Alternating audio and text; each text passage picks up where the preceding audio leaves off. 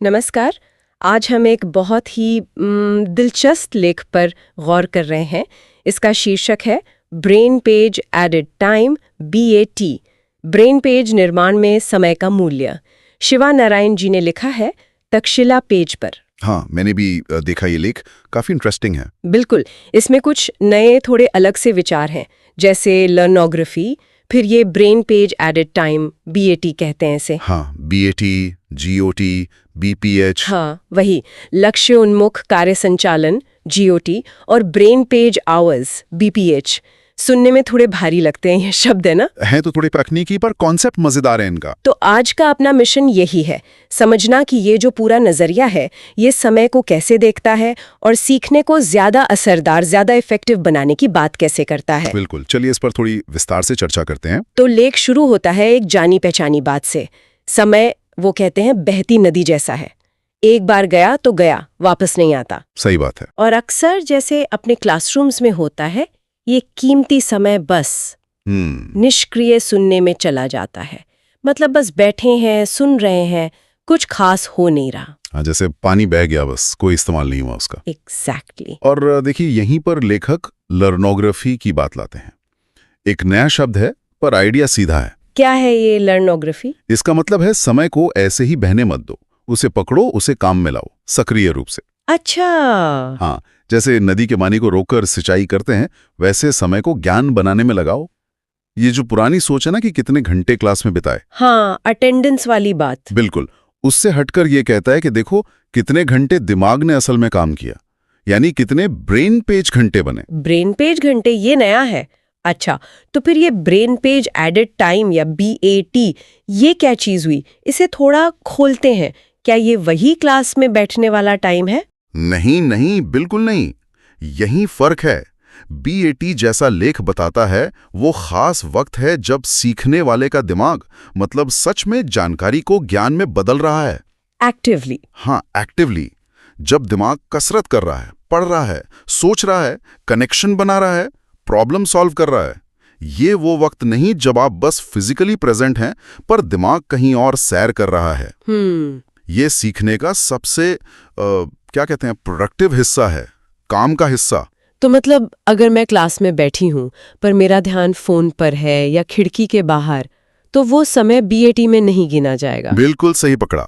BAT तभी गिना जाएगा जब दिमाग पूरी तरह से लगा हुआ है, शामिल है। अच्छा। जब पढ़ने, देखने, सुनने से जो इन्फॉर्मेशन मिली उस पर दिमाग काम कर रहा है, उसे ऑर्गेनाइज कर रहा है, तब असल में ब्रेन पेज बनते हैं। ब्रेन पेज, ये क्या है? मानसिक नक्शे जैसे? हाँ, कह सकते हैं मानसिक खाके या नक्शे, जो हमें सीखी हुई चीजों को समझने और फिर इस्तेमाल करने में मदद करते हैं। लेखक ने इसे हैप्पीनेस क्लासरूम से भी जोड़ा है। हैप्पीनेस क्लासरूम, वो कैसे? मतलब एक ऐसी जगह जहां सीखना बोझ ना लगे, एक्टिव हो, मजेदार हो। क्योंकि आप असल में कुछ बना रहे हैं। ये ब्रेन पेज सिर्फ पैसिवली सुन नहीं रहे, तो खुशी मिलती है उससे। ठीक है, ये बात समझ आई। BAT वो कीमती समय है जब ज्ञान बन रहा है, पर सवाल यह है इसे पक्का कैसे करें। मतलब कैसे निश्चित करें कि सीखने वाला वाकई एक्टिव है। अच्छा सवाल है। यहीं पर शायद वो गोटो वाली बात आती है, लक्ष्य उन्मुख कार्य संचालन। बिल्कुल सही। लेखक गोटो को BAT का इंजन कहता है। मतलब ये वो तरीका है, वो प्रोसेस है जो ये पक्का करता है कि समय यूं ही ना जाए, बल्कि BAT में बदले।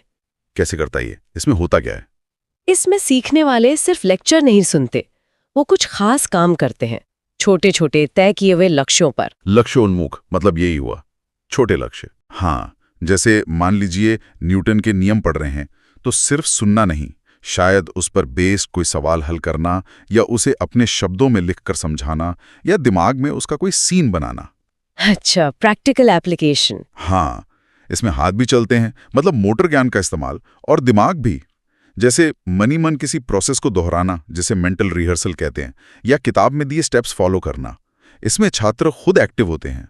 तो टीचर पर निर्भरता कम हो जाती है कुछ हद तक। हाँ, छात्र खुद लक्ष्य तय करके सीधे काम में लगते हैं। इससे क्या होता है कि ध्यान भटकता नहीं। अच्छा, तो गो टू फोकस बनाए रखता है। हाँ, यही इसका सबसे बड़ा फायदा है। ये पक्का करता है कि आपकी मेहनत, आपका समय सीधे ज्ञान बनाने में लगे, इधर उधर बर्बाद ना हो। ये इस बात पर जोर देता है कि सीखना कोई पैसिव चीज नहीं है जो बस हो जाती है। ये वो चीज है जो आप करते हैं सक्रिय रूप से। सुनने में तो ये बहुत अच्छा लग रहा है, पर एक चीज मन में आ रही है, क्या इससे बहुत ज्यादा प्रेशर नहीं बनेगा? मतलब हर वक्त लक्ष्य, काम, एक्टिविटी, सहजता खत्म नहीं होगी? ये सोचना लाजमी है। देखिए, लेख इस पर सीधे तो नहीं कहता, पर गोटू का इरादा प्रेशर बनाना नहीं है, वो क्लैरिटी और डायरेक्शन देता है। अच्छा। जब लक्ष्य छोटे और साफ होते हैं तो उन्हें पूरा करने में मजा आता है, एक सेंस ऑफ अचीवमेंट मिलता है, वो मोटिवेट करता है। असल में भटकाव और ये ना पता होना कि क्या करना है, वो ज्यादा स्ट्रेस देता है ना। हाँ, ये बात भी सही है। तो गोटू अगर सही से लागू हो तो बोझ नहीं बनता, मददगार होता है। ठीक है, तो बैट हुआ एक्टिव लर्निंग टाइम, गोटू हुआ उसे चलाने वाला इंजन। अब इतनी मेहनत की, एक्टिव रहे, तो इसे मापे कैसे, ट्रैक कैसे करें? हाँ, यहीं पर वो तीसरी चीज आती है, brain page hours, BPH। Active मेहनत को मापने का तरीका है। ये बताता है कि आपने ब्रेन पेज बनाने, उन्हें अपडेट करने, उनका अभ्यास करने में असल में कितना समय लगाया। मतलब घड़ी देखकर घंटे गिनना नहीं। नहीं, बिल्कुल नहीं। ये देखना है कि कितना ध्यान, कितनी मेहनत लगी ज्ञान बनाने में। कोई उदाहरण दे सकते हैं इसका? हाँ, जैसे लेख में है, मान लीजिए कोई छात्र 2 घंटे गणित के सवाल हल कर रहा है और उसका दिमाग पूरी तरह उसी में लगा है। या कोई साइंस का कॉन्सेप्ट है, उसे अपने मन में विजुअलाइज कर रहा है, समझ रहा है, तो उसके खाते में 2 BPH जोड़ गए। अच्छा। तो ये वो 2 घंटे नहीं जो उसने कुर्सी पर बिताए, नहीं, ये वो 2 घंटे हैं जब उसका दिमाग सच में काम कर रहा था, एक्टिव दिमागी कसरत के 2 घंटे। तो BPH एक तरह से ज्ञान का निवेश हो गया। जैसे कोई कंपनी मैन आवर्स गिनती है या एथलीट ट्रेनिंग आवर्स। बिल्कुल, आपने सही शब्द इस्तेमाल किया, निवेश।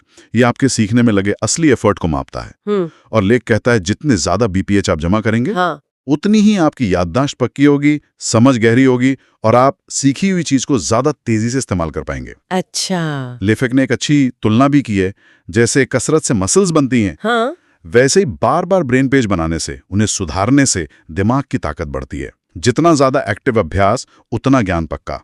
तो कुल मिलाकर ये जो पूरा लर्नोग्राफी का ढांचा है, इसका निचोड़ क्या निकला? क्या मतलब है इसका हमारे सीखने के तरीके के लिए? निचोड़ ये है कि समय सिर्फ गुजारने के लिए नहीं है। लर्नोग्राफी में समय हाजिरी का नहीं, बल्कि अचीवमेंट का पैमाना है। क्या हासिल किया उसका? हाँ, लक्ष्य टाइम पास करना नहीं, बल्कि टाइम को ज्ञान में बदलना है, प्रोडक्टिवली यूज करना है। ये सोच क्लासरूम को सिर्फ सुनने की जगह से बदलकर कुछ करने, कुछ बनाने की जगह बना देती है। और वो हैप्पीनेस क्लासरूम वाली बात भी यहीं फिट होती है। हाँ, बिल्कुल। जब आप एक्टिवली कुछ बना रहे होते हैं, सीख रहे होते हैं, तो उसमें एक मजा आता है, एक संतुष्टि मिलती है। समय बोझ नहीं लगता, वो एक साथी बन जाता है जो लगातार आपके दिमाग को ट्रेन कर रहा है, मजबूत बना रहा है। लेख में दिमाग के कुछ हिस्सों का भी जिक्र था, हिपोकैम्पस, बेसल गैंग्लिया, ये सब। क्या वो जरूरी है समझना? देखिए, वो थोड़ा टेक्निकल है, पर उसका सार ये है कि BAT और गोटो जैसी एक्टिव प्रोसेस दिमाग के इन हिस्सों को जगाती हैं। अच्छा। हाँ, आसान भाषा में कहें तो हिपोकैम्पस यादें बनाता है, बेसल गैंग्लिया आदतें और स्किल्स सीखने में मदद करता है, जैसे साइकिल चलाना, और प्री फ्रंटल कॉर्टेक्स प्लानिंग करता है। ओके। तो जब हम गोटो के जरिए बार बार अभ्यास करते हैं तो दिमाग के ये हिस्से एक्टिव होते हैं और उनके बीच के कनेक्शंस, वो रास्ते मजबूत होते जाते हैं। ठीक वैसे ही जैसे कोई खिलाड़ी या म्यूजिशियन प्रैक्टिस से परफेक्ट बनता है। अच्छा, तो ये सिर्फ टाइम मैनेजमेंट नहीं है, दिमाग को ट्रेन करने का एक तरीका है। बिल्कुल। BAT सिर्फ गुजरते मिनट नहीं है, वो दिमाग की वायरिंग को बेहतर बनाने का मौका है। तो अगर मैं समेटूं इसे, तो ये पूरा मॉडल इसी पर है कि समय को ज्ञान में कैसे बदलें, एक्टिवली ब्रेन पेज बनाकर, प्रैक्टिस करके, सुधार करके। हाँ, हर पल को एक स्थायी स्किल या समझ में बदलने की कला। लेखक तो ये भी कहते हैं कि टैलेंट का राज भी शायद इसी में है कि कोई कितनी अच्छी तरह अपने समय को ज्ञान में बदल पाता है। हाँ, बिल्कुल। और लेख का अंत भी एक खूबसूरत एनालॉजी से होता है। क्या? जैसे बहता पानी जीवन देता है, वैसे ही ब्रेन पेज एडेड टाइम यानी BAT बुद्धि को सींचता है। हर पल दिमाग की इमारत में कुछ नया जोड़ता है। वाह, क्षणभंगुर पलों को स्थायी संपत्ति में बदलना। एग्जैक्टली। समय जो हमारी सबसे लिमिटेड चीज है, वही हमारे विकास का सबसे बड़ा जरिया भी बन सकता है, अगर हम उसे सही से इस्तेमाल करें। तो आज हमने लर्नोग्राफी, बैट, गोटू और BPH जैसे कॉन्सेप्ट्स को समझा और देखा कि ये नजरिया समय को ज्ञान बनाने का एक एक्टिव रिसोर्स मानता है। हाँ, ये सीखने का एक बहुत ही प्रोएक्टिव तरीका लगता है। हाँ, बिल्कुल। नतीजों पर फोकस करने वाला। और ये चर्चा एक सवाल भी छोड़ जाती है ना, जिस पे शायद हमारे श्रोता सोच सकते हैं। हाँ बिल्कुल, वो ये कि क्या हम अपनी रोजमर्रा की जिंदगी में, मतलब अपनी पढ़ाई में, काम में या कोई नई स्किल सीखते समय, क्या हम जानबूझकर गोटू जैसी तकनीकों का इस्तेमाल कर सकते हैं? आप कह रहे हैं कि अपने सामान्य पढ़ने, देखने या प्रैक्टिस करने के पलों को ज्यादा ऑर्गेनाइज्ड, ज्यादा लक्ष्य केंद्रित बना सकते हैं, ताकि वो सीधे हमारे ब्रेन पेज बनाएं। हाँ बिल्कुल। क्या हम अपनी सीखने की आदतों को थोड़ा बदल सकते हैं, इस तरह कि हर सीखने वाला पल एक BPH, एक ब्रेन पेज आवर बन जाए, चाहे हम क्लास में हो या ना हो? हाँ, अपने सीखने के समय को सिर्फ बिताने के बजाय उसे एक्टिवली निवेश कैसे करें।